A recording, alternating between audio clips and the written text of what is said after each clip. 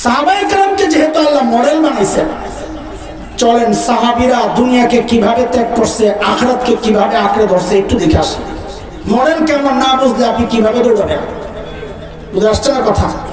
আমি একজন সাহাবীর ছোট্ট একটা ঘটনা আপনাদেরকে শোনাই। দেখেন, গল্প বলে সময় নষ্ট করার হাতে আমাদের সময় নেই, সময় ছোট্ট। আয়াত যেই কটা পড়ছে এই কটার ভালো করে তর্জমা করলেও সময় শেষ হয়ে যাবে। বুঝানোর জন্য বলছি, আর এটা কোনো কল্প কাহিনী না। আরবের বিখ্যাত লেখক আব্দুর রহমান রফাত বাশা রাহিমাহুল্লাহ গোটা আরবের সমাদৃত বিখ্যাত কিতাব সুরারুম মিন হায়াতিস সাহাবা, ওই কিতাবের প্রথম ঘটনা এটা আমি যেটা আপনাদেরকে বলতে চাচ্ছি। আল্লাহর নবীর এক সাহাবী হযরত সাঈদ ইবনে আমির আল জুমাহি রাদিয়াল্লাহু আনহু ইসলাম কবুল করছেন একটু দেরিতে, হিজরতের অনেক পর। হযরত খুবাইবের শাহাদাতের দৃশ্য দেখা মন ঘুরছিল রাদিয়াল্লাহু আনহু। ইসলাম দেরিতে কবুল করলেও ইসলাম ছিল বড় পাক্কা, দারুণ ইসলাম। কত দারুণ! হযরত ওমর রাদিয়াল্লাহু আনহু যখন খলিফা, ওমর নরম না গরম? কত গরম! রিওয়ায়াতে আসছে হযরত সাইয়্যিদনা আবু বকর রাদিয়াল্লাহু আনহু আর ওমরের পার্থক্য, যে সাইয়্যিদনা আবু বকর যখন ঘর থেকে বের হতেন তো চারদিক থেকে বাচ্চারা দৌড়ে আসতো। কেউ আবু বকরের হাত ধরে, কেউ পিছন দিয়ে জামা টেনে ধরে, কেউ আগে আগে দৌড়ায়, কেউ হাফ প্যান্টটা টান দিয়ে পিছনে পিছনে দৌড়ায়। আর আবু বকর কি করে? কারো মাথায় একটু হাত দেয়, কারো গাল টান দেয়, কারো কান টান দেয়, কারো নাক টান দেয়। আরে আবু বকর কারো বুকে জড়ায় নেয়, কারো কান্দা লয়, চলতেছে আবু বকর মিলিয়নের বাসিওয়ালা। কিন্তু ওমরের অবস্থা কি? হযরত ওমর বের হয়েছেন রাস্তার এই মাথায়, রাস্তার ওই মাথায় দাঁড়ায় দুইজন কথা বলতেছে। যেই দেখছে ওমর ঘর থেকে বের হয়েছে, আস্তে করে দুইজন জুড়ে গেছে।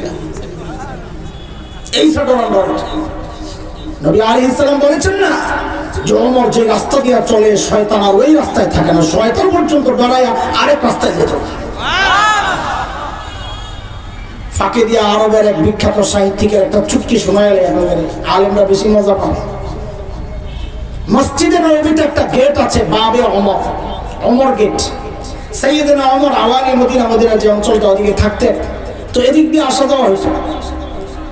শিয়ারা হযরত ওমরের প্রতি বিদ্বেষ আর ঘৃণা লালন করার কারণে এই গেট দিয়ে ঢুকে না আসে না যায় না, ওমরের দেশ চলছে। তার এক বিখ্যাত সাহিত্যিক বড় আজীব এক চুটকি লেখছেন, আয় ওমর, আল্লাহ আপনার উপর রহম করেন। আপনি যখন জীবিত ছিলেন, আপনি যে রাস্তা দিয়ে চলতেন শয়তান ওই রাস্তায় চলতো না। আজকে আপনি মারা গেছেন, এখন শয়তানের দোসররাও এই রাস্তা দিয়ে চলে না। সুবহানাল্লাহ। হযরত সাঈদ ইবনে আমির আল জুমাহির ঈমান কত পাক্কা! এত কঠিন ওমর শাসক, দ্বীনের ব্যাপারে কঠোর, আবার মানুষ কঠোর ছিলেন এমন না। হযরত ওমরে ধরছেন একদিন, দোস্ত আল্লাহর বান্দা, আল্লাহ আপনার দায়িত্ব দিয়েছেন, ঠিকঠাক মতো আদায় করে, নাইলে কিন্তু আল্লাহ ধরবো। খবর আছে আপনার, বেড়া করে দিয়ে সাহস কত। নিজে যখন সৎ হয় মানুষের সাহসও উঁচা হয়। নিজে দুই নম্বর হইলে কথা কয় মিন মিন কইরা, আর তেলের দাম বাড়ায়। তেলের দাম বাড়ায় বুঝতো না, এত ব্যাখ্যা দেওয়া যাবে না। হযরত ওমর একদিন ধরছেন, মিয়া খালি ওয়াজ করো কামলো, এই যে ধরছেন জিদ করে না। হযরত ওমরের চিন্তা, এমন একজন অনেস্ট মানুষকে দায়িত্ব দেওয়া দরকার। জোর করে ধরে সিরিয়ার এক শহর হিমসের গভর্নর বানায় পাঠায় দিয়েছে। সামনের কথাগুলো বোঝার জন্য দুইটা কথা বুঝে নেন। যেই অঞ্চলের মানুষ যত ধনী হয়, ওই অঞ্চলের যারা জনপ্রতিনিধি হন, মেম্বার, চেয়ারম্যান, এমপি, তারাও ধনী হন। এলাকার একটা বাতাস আছে। আজকের দুনিয়ায় Bangkok, Singapore, Thailand, Dubai, Abu Dhabi, Karachi, Bombay, আমাদের চিটাগাং, এগুলো যেমন বাণিজ্যিক শহর, ওই সময়ে গোটা দুনিয়ার বাণিজ্যিক শহর ছিল সিরিয়া। সেই সিরিয়ার শহর হিমসের গভর্নর ধনী হওয়ার কথা না গরিব হওয়ার কথা বলেন? হ্যাঁ, কেমন ধনী? ছোট মোটো না অনেক বড়? কত ধনী ছিলেন দেখেন। ওরা আখিরাতকে কিভাবে লাথি মারছে, দুনিয়াকে কিভাবে লাথি মারছে, নাউযুবিল্লাহ, দুনিয়াকে কিভাবে লাথি মারছে আর আখিরাতকে কিভাবে গ্রহণ করছে, খেয়াল করে। হিমস থেকে দল আসছে হযরত ওমরের সাথে সাক্ষাৎ করার জন্য। হযরত ওমর তাদের সাথে কথাবার্তা বলার পর বললেন, তোমরা হিমসের গরিবদের একটা লিস্ট দাও আমার কাছে, বাইতুল মাল থেকে আমি ওদের জন্য কিছু বরাদ্দ দিয়ে দিই। হিমসের লোকেরা সুযোগ পাইছে, বড় একটা লিস্ট করছে, নিয়ে হযরত ওমরের কাছে জমা দিয়েছেন। ফুকারা ও হিমসের গরিবদের লিস্ট। আল্লাহু আকবার। হযরত ওমর লিস্টের দিকে নজর বুলে অবাক হয়ে গেছে। কারণ কি, দেখেন যে লিস্টের শুরুর দিকেই ওই ধনী এলাকার গভর্নর হিমসের হযরত সাঈদ ইবনে আমির আল জুমাহির নাম। সাইয়েদনা ওমর অবাক হয়ে জিজ্ঞেস করলেন, আমি এরকম ফাঁকে এরকম কি ব্যাপার, তোমাদের গভর্নর কি গরিব? হিমসের লোকেরা জবাব দেন, বালা আমিরুনা আফকারুনা, আমাদের গভর্নর শুধু গরিব না, হিমসের মধ্যে সবচাইতে গরিব। হযরত ওমর তো এত খুশি হয়েছেন যে আমার অধীনস্থ একজন কর্মকর্তা এত সৎ, এতটা দুনিয়া বিমুখ। 1000 স্বর্ণ মুদ্রা, ভাই কোটি টাকার উপরে, বুঝে 1000 স্বর্ণ মুদ্রা, এটাও মাথায় রেখে। এটা ওই আরবদের কথা বলছি যারা ইসলাম পূর্ব সময়ে একটা পয়সার জন্য মানুষ খুন করে ফেলত। এখনকার অবস্থা বলছি, দেখেন দুনিয়া কিভাবে ছাড়ছে এখন। আল্লাহ তো এমনি মডেল বানায় নাই। 1000 স্বর্ণ মুদ্রা প্যাকেট করে ছোট্ট একটা কাগজে লিখে দিয়েছে, হাযিহি হাদিয়া মিন আমিরুল মুমিনিন ওমর ইবনে আল খাত্তাব ইলা আমির হিমস সাঈদ ইবনে আমির আল জুমাহি। এটা আমিরুল মুমিনিন ওমর ইবনে আল খাত্তাবের পক্ষ থেকে হিমসের গভর্নর সাঈদ ইবনে আমির আল জুমাহির জন্য হাদিয়া। দুধ এই থলি নিয়ে যখন হিমসে পৌঁছে হযরত সাঈদের কাছে যখন পেশ করে, আল্লাহু আকবার, হযরত সাঈদ প্যাকেটটা খুলে যখন বুঝলেন এই বিশাল অঙ্কের হাদিয়া ওনার জন্য, সাথে সাথে প্যাকেটটাকে এইভাবে ছুঁড়ে মেরে চিৎকার দিয়ে বলে উঠলেন, ইন্না লিল্লাহি ওয়া ইন্না ইলাইহি রাজিউন। অদস্ত হাদিয়া পেলে কি পড়ার কথা? আলহামদুলিল্লাহ নাই নাই। আমি তো আলহামদুলিল্লাহ পড়তাম, আপনারা কি পড়তেন? হাদিয়া পেয়েছি আলহামদুলিল্লাহ তো বল। আল্লাহর নবীর সাহাবী কি বলতেছেন, ফাআসিরু মা ইয়াবকা আলা মা ইয়াফনা, নবীর হুকুমকে ওরা কিভাবে মেনেছেন একটু দেখেন। এমন ভাবে ইন্না লিল্লাহ পড়ছেন, বউ ভেতর থেকে ডরায় গেছে।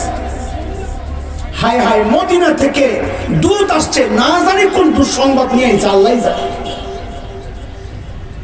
সাথে সাথে জানতে চাইলেন, আকুতিলা ওমর ইবনুল খাত্তাব, কি ব্যাপার এইভাবে ইন্না লিল্লাহ কেন পড়লেন? হযরত ওমর কি শহীদ হয়ে গেছেন নাকি? হযরত সাঈদ জবাব দেন যে না, ঘটনা তা না, বরং ঘটনা তার চেয়েও মারাত্মক। তার চেয়েও? বউ তো অবাক হয়ে গেছে, কি রে, এর চেয়েও মারাত্মক ঘটনা? ওমরের শাহাদাতের চেয়েও মারাত্মক ঘটনা। আবার জিজ্ঞেস করলেন, আকুতিলাল মুসলিমুনা ফি মারিকা, তাই কি কোন যুদ্ধে মুসলমান ব্যাপকভাবে শহীদ হয়ে গেল কিনা? হযরত সাঈদ জবাব দেন যে না না, ঘটনা তা না, বরং তার চেয়েও মারাত্মক। বুখারী কি করে, এর চেয়ে মারাত্মক ঘটনা কি হতে পারে? আরে বলেন না। আল্লাহু আকবার। হযরত সাঈদের জবাবটা দোস্ত ইতিহাস হয়ে গেছে, সোনার অক্ষরে লেখা হয়ে গেছে। আজকে ওইটা দেখে দেখে আমরা নসিহত কবুল করতেছি। হযরত সাঈদ কি বলেন, দাখালাত আলাইয়া দুনিয়া লিতুফসিদা আখিরাতি, আরে আমার ঘরে দুনিয়া ঢুকছে আমার আখিরাতকে বরবাদ করার জন্য। সাথে সাথে বিবিকে বললেন, আমি একটা আরজি পেশ করতে চাই, রাখবা কিনা বলো? বলে কি বলেন? বলে আমি চাই মদিনার দূত আমার ঘরে থাকতে থাকতে এই 1000 স্বর্ণ মুদ্রা তুমি হিমসের গরিবদের মধ্যে বিলায়া দিবা। বিবিও তো আর আমার আপনার বিবি না। কার বিবি? সাহাবীর বিবি। কার বিবি? আল্লাহ যার লগে যেমন মিলায়। তোলা ভাই আমার সাথে বল একটু শব্দটা, জেসকার লগে তেসকা। বল বল বল। হ্যাঁ, কোরআন শরীফের কথা, ওই যে বাচ্চাটা তেলাওয়াত করলো না এর আগের পৃষ্ঠায়। الخبيثات للخبيثين والخبيثون للخبيثات الطيبات للطيبين والطيبون للطيبات أولئك مبرؤون مما يقولون لهم مغفرة ورزق كريم। সংক্ষেপ অর্থ হলো জেসকার লগে তেসকা। বুঝছ না তোরা? না আজ আসো, এই যে আমার বড় ভাইরা বিয়ে করতে যখন গেছে, বউ দেখতে যায়, আর বউ দেখতে গেছে মানে নিজে নিজে যায় না, বেটা তখন মতো তো বেহাই আছে বলে মার বোনের সাথে গেছে। মার বোন বসে রয়েছে, মার বোনের চেহারার দিকে তাকায় দিয়েছে ব্যাক করে, যেই দেখছে আরেক দিকে একটু মার বোন অন্যদিকে তাকাইছে, এই ফাঁকে একটু দিকে রয়েছে। মা বোন জিজ্ঞেস করছে এগো নামাজ কয় রাখাত, নিজের কথা বলবো সুবহানাল্লাহ, এত বেহাইয়া নি, নামাজ কয় রাখাত গো? বউ কতক্ষণ চুপ করে থাকে, অনেকক্ষণ খোসানোর পরে জিজ্ঞা কোন অর্থে কত রাখা, এটা জবাব দিয়ে লাগছে আধা ঘন্টা, বাইরে না কথা টাইমা টাইমা কাঁপতে কাঁপতে শেষ। আমগো এক হুজুর বলে বিয়ে করতে যায়, জিজ্ঞেস করছে বলো ফজরের নামাজ কয় রাখাত? 12 রাখাত।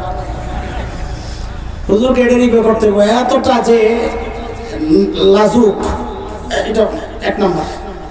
বিয়ার পরে জিজ্ঞেস করছে 12 রাখাত কি হিসাবে, কত নামাজের নফল টফল আছে, তো নফল না, আপনি কি বুঝবেন? আমার জায়গায় আপনি হইলে যে অবস্থা আপনার, আপনি 20 রাকাত পেয়েছেন।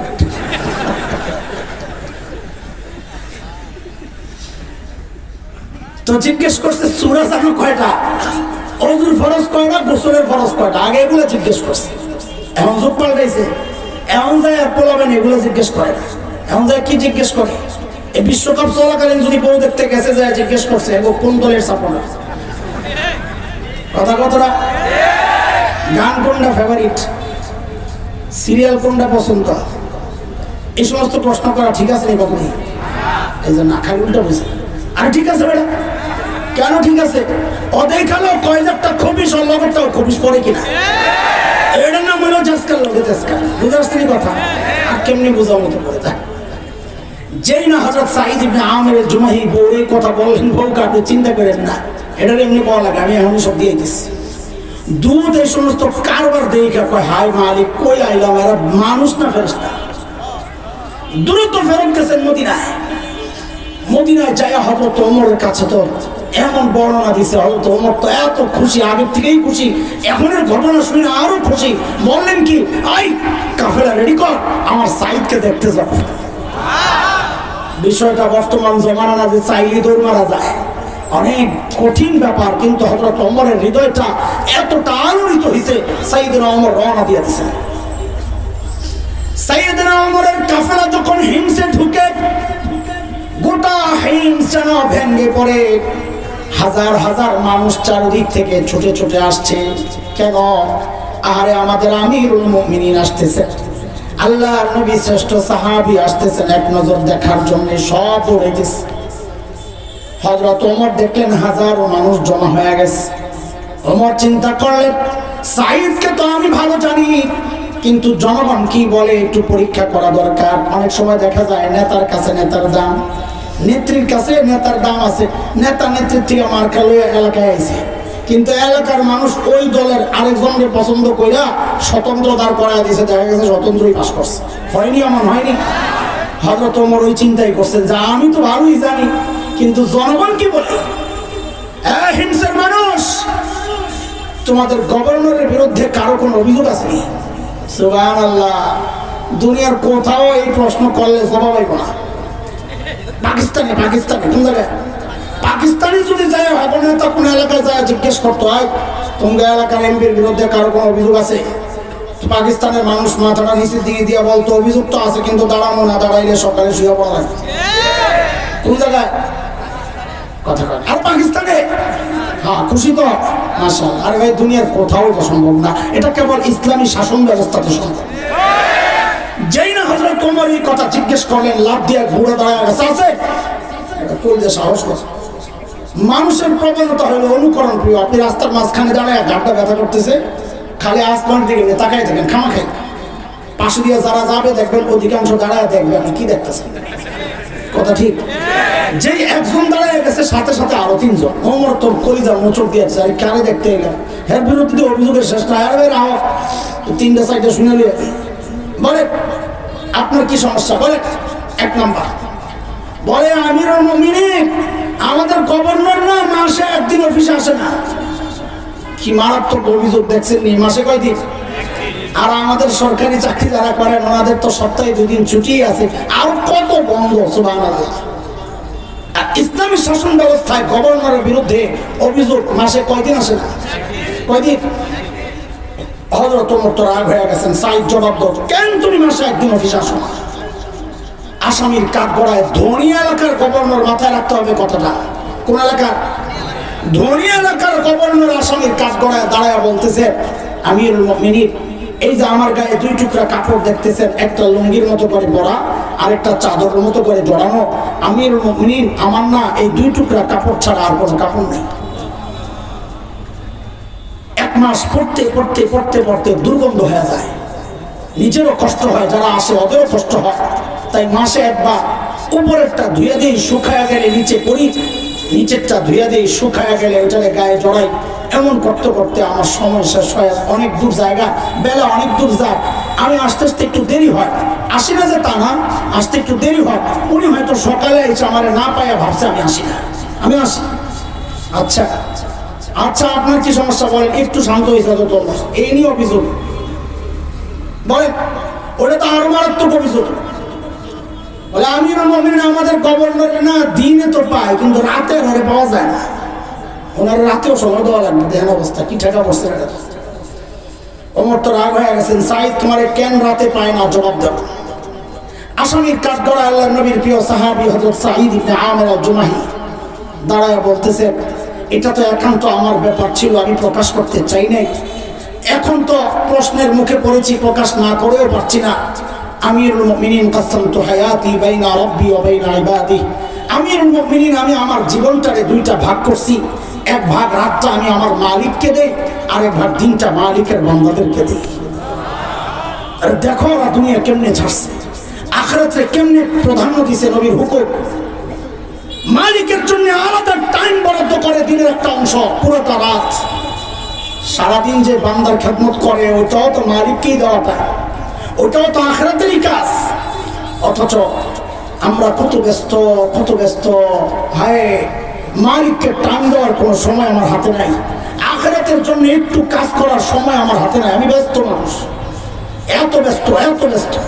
অথচ এই হায়াতের একটা ভাগ কিন্তু ফেসবুকে পায়, এই হায়াতের একটা ভাগ কিন্তু ইউটিউব পায়, এই হায়াতের একটা ভাগ কিন্তু খেলোয়াড়েরা পায়, গায়ক গায়িকা পায়, নায়ক নায়িকা পায়, পরিবার সন্তান পায়, ব্যবসা প্রতিষ্ঠান পায়, এমনকি আমার নেতাও পায়। পায় না কেবল আমার মালিক। মালিককে টাইম দেওয়ার সময় কোথায় আমাদের?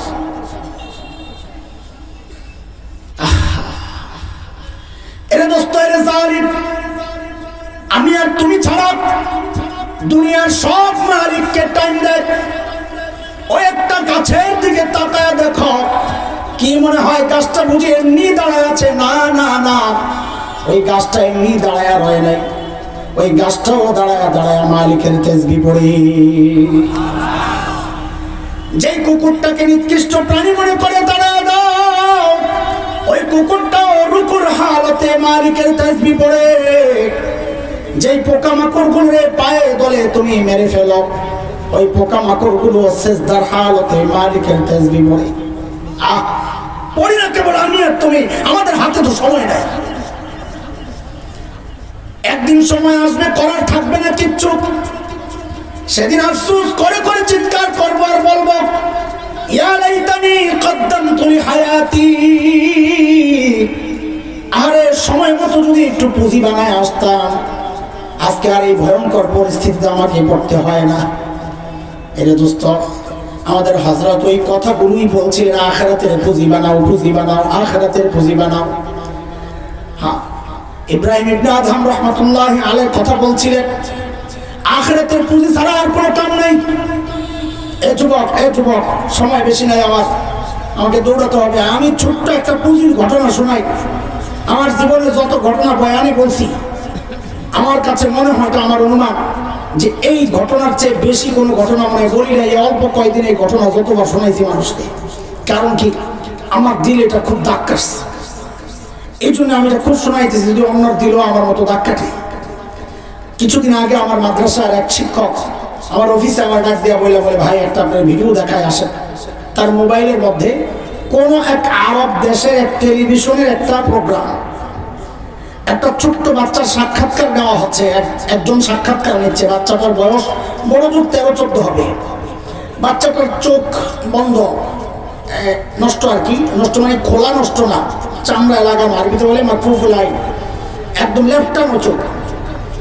তো উপস্থাপক বাচ্চাটাকে জিজ্ঞেস করতেছে, আচ্ছা তোমার যে এই চোখের নিয়ামত নাই, দৃষ্টিশক্তিটা যে তোমার নাই, তুমি কি আল্লাহর কাছে এই নিয়ামতটা ফেরত চাও যে আল্লাহ এই নিয়ামতটা আমাকে ফেরত দাও? বাচ্চাটা ভাবলে সিন জবাব দিয়ে দিল যে না, আমি এই নিয়ামত ফেরত চাই না। আমি তো অবাক হয়ে গেছি, আরে বোকা নাকি, বলে কি ও এই নিয়ামত ফেরত চাই না মানে কি? আমি তো ভিডিও দেখে অবাক হয়েছি, আর যিনি সামনাসামনি তিনি তো আমার চেয়ে আরো বেশি অবাক হওয়ার কথা না।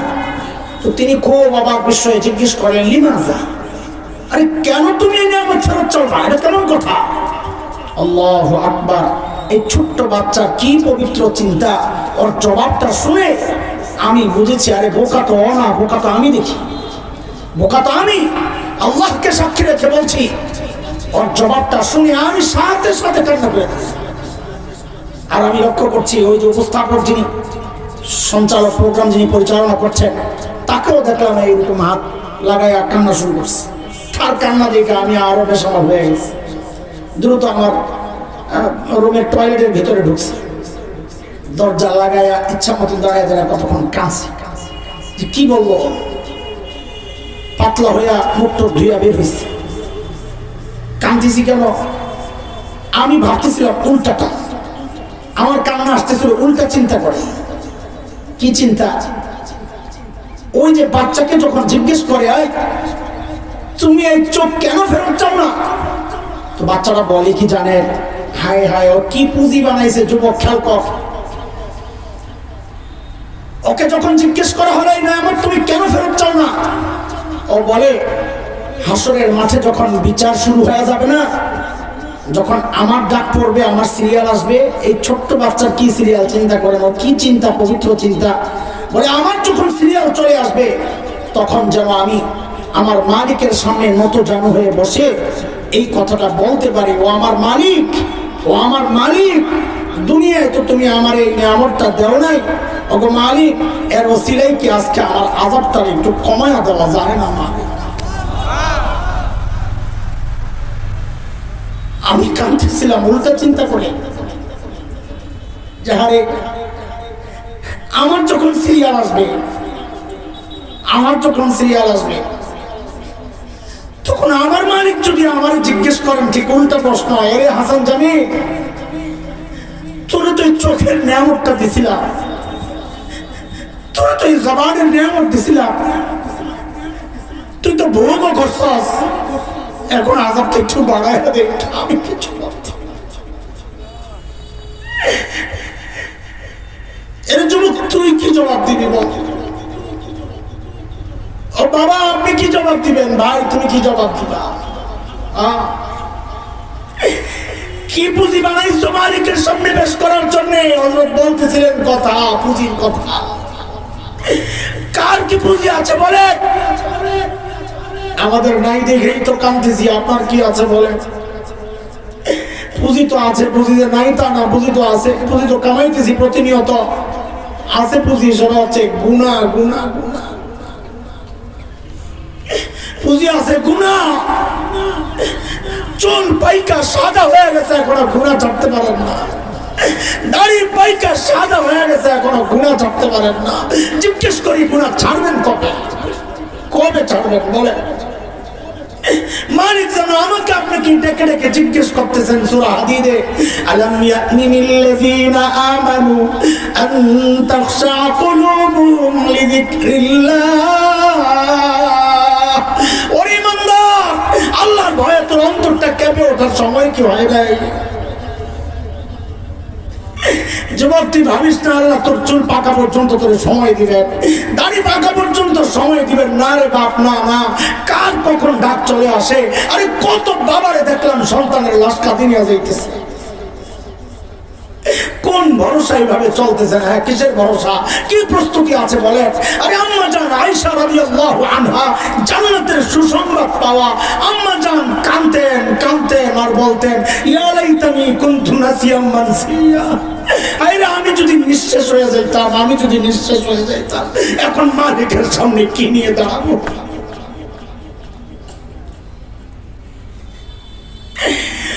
আর কত গুনাহ চলবে? বলেন আপনি আখিরাতের জন্য কবে প্রস্তুত হবেন? বলেন। হ্যাঁ, আর কত আর কত আর কত যুবক, আর কত? আরে ভাই, কার নাফরমানি করতেছো একটু খেয়াল করছো? যিনি আমাদেরকে এত ভালোবাসেন, আল্লাহু আকবার, এত ভালোবাসেন, এত ভালোবাসেন। আরে কত ভালোবাসেন একটু খেয়াল করছো কোনোদিন? আমি আর তুমি যখন গুনাহ করি, দরজা লাগায়া জানালা লাগায়া ঘরের মধ্যে যখন একা একা গুনাহ করতে থাকি, আমার মালিক আমাকে কত ভালোবাসেন। ভেতরে গুনাহ চলতেছে, আর ওই গুনাহ অবস্থায় আমার মালিক দরজার নিচে দিয়া বাতাস আর অক্সিজেন পাঠায় দেন যেন আমি মরে না যাই। ওই মালিকের নাফরমানি আর কতকাল চলবে? আর মালিক এত মায়া করবেন না কেন? করবেন না কেন? আমাদের সবচেয়ে বেশি আদর করে দুনিয়ায় আমাদের মা। মার কলিজায় কত মায়া, মা জানেন। মাকে যে আল্লাহ বানাইছেন আল্লাহ জানেন, আমি বুঝাইতে পারবো না। তবে কোরআন হাদিস থেকে, বড়দের মাসআলা থেকে যেটা অনুমান করতে পারছি, বড় আজীব এক জায়গা এটা।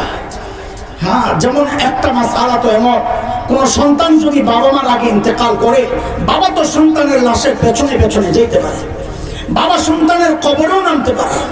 কেন, বাবার কলিজায় কি মায়া নাই? বলে আছে আছে। বাবাও চিৎকার করে করে কাঁদবে, কিন্তু বাবাকে আল্লাহ শক্তি দিয়েছেন, সন্তানকে দাফন করে বাবা উপরে ওঠার মতো ক্ষমতা রাখে। কিন্তু মায়ের জন্য সন্তানের লাশের পেছনে চলা চলবে না, মায়ের জন্য সন্তানের কবরে নামা চলবে না। কেন? কারণ দুনিয়ায় এমন কোনো মা নাই যে সন্তানকে দাফন করার জন্য কবরে নামবে, সন্তানকে দাফন করে নিজে সুস্থ অবস্থায় উপরে উঠবে, এমন কোনো মা নেই। নিজেও লাশ হয়ে শুয়ে পড়বে। কেন রে দোস্ত, মার কলিজায় এত মায়া কেন? বলেন তো। মা আমার চোখ বানাইছে, বলেন। আরে কথা বলেন। মা আমার চোখ বানাইছে, কান বানাইছে, হাত পাও কিচ্ছু বানাইছে? কিচ্ছু বানান নাই। অল্প কয়েকদিন ভাড়াটিয়ার মতো পেটে ধারণ করেছেন, লালন করেছেন, তাতেই মার কলিজায় এত মায়া, এত মায়া। তাহলে যে আল্লাহ আমার চোখ বানাইছেন, ওই আল্লাহর কত মায়া। যে আল্লাহ আমার হাত পাও বানাইছেন, ওই আল্লাহর কত মায়া। হযরত আয়াত পড়তেছিলেন, ওই মায়ার কথাগুলোই আল্লাহ বলেছেন। আমি আপনি যখন গুনাহ করি, আল্লাহ তখন পেছন থেকে ওই মায়ার শব্দ দিয়ে ডাকতে থাকেন, ইয়া আইয়ুহাল ইনসান মা গাররাকা বিরাব্বিকাল কারীম। ও মানুষ, তোর ওই কারীম রবের ব্যাপারে তোর কেড়ে ধোকায় ফেললো। আরবিতে কারীম বলা হয় ওই দাতাকে, ওই দাতাকে কারীম বলে যিনি না চাইতেই দেন, না চাইতেই দেন। বলেন, এই চোখ চায়া পাইছিল না চায়া? এই হাত পাও চায়া পাইছিল না চায়া? আল্লাহ তাআলা আমাকে আপনাকে না চাইতেই দিছেন। তো আল্লাহ বলতেছেন, যে চোখ দিয়ে তুই গুনাহ করতেছস, ওই চোখ তো তোর নায়ক নায়িকা দেয় নাই। আরে আমি আল্লাহ দিছি, আল্লাহ না চাইতেই দিছি। যে কান দিয়ে তুই গুনাহ করতেছস, ওই কান তো তোর গায়ক গায়িকা দেয় নাই। আমি আল্লাহ দিছি, আল্লাহ না চাইতেই দিছি। আমার দেওয়া নিয়ামত দিয়া তুই আমার বিরুদ্ধে নাফরমানি করতেছিস। যুবক, কিভাবে বললে বুঝবি ভাই? আমি বলি কি, আমার কথাগুলো যদি হৃদয়ে টাচ না করে, তা আমি বলি আমার আর ক্ষমতা নাই, তুই আয় আমার কাছে, আয়, আমার শেষ অস্ত্র, তোরা আয় আমার কাছে, তোদের পাওগুলো আমার সামনে দে, আমি তোদের পাওগুলো জড়ায় ধরে সারা করে থাকি, তখন তুই গুনাহ ছেড়ে দে। বাবা গুনাহ ছেড়ে দে। গুনাহ হয়ে গেছে, আমাদের হয়েছে, আমরা তো নবী না, ফেরেশতাও না। গুনাহ হয়ে যাওয়াটা স্বাভাবিক। আমার সাথে শয়তান লেগে আছে, আমার নফস লেগে আছে, হওয়া তো স্বাভাবিক। কিন্তু এমন মালিক পায়া গুনাহ রাখাটা অস্বাভাবিক। বলে কেমন মালিক? দুনিয়ার মানুষ অপরাধীরে খুঁজে শাস্তি দেওয়ার জন্য, আর আমার আপনার মালিক তিনি অপরাধীরে খুঁজে মাফ করার জন্য। এই মালিক পায়া গুনাহ রাখা, এটা বড় অবাক করা ব্যাপার দোস্ত। এই জন্য মালিক আমাদেরকে বারবার ডেকে ডেকে বলছেন, আরে বান্দা, ইয়া আইয়ুহাল্লাযীনা আমানুত্তাকুল্লাহ। হযরত সাঈদ ইবনে আমির আল-জুমাহির ঘটনা অনেক লম্বা, আমি সেদিকে যাচ্ছি না, শুধু বোঝানো দরকার ছিল যে সাহাবায়ে কেরাম আখিরাতকে কিভাবে ধরছেন, দুনিয়া কিভাবে ছাড়ছেন। এটাই হচ্ছে আমাদের আসল নমুনা। আমরাও আখিরাতের জন্য এইভাবেই প্রস্তুতি গ্রহণ করব, দুনিয়াকে লাথি মারার চেষ্টা করব, দুনিয়া আমার পেছনে দৌড়াবে, আমি আখিরাতের পেছনে দৌড়াবো ইনশাআল্লাহ। আল্লাহ ওই কথাটাই ডেকে ডেকে সূরা হাশরে বলছেন, ইয়া আইয়ুহাল্লাযীনা আমানুত্তাকুল্লাহ ওয়াল তানজুর নাফসুম মা قدمت لغد واتقوا الله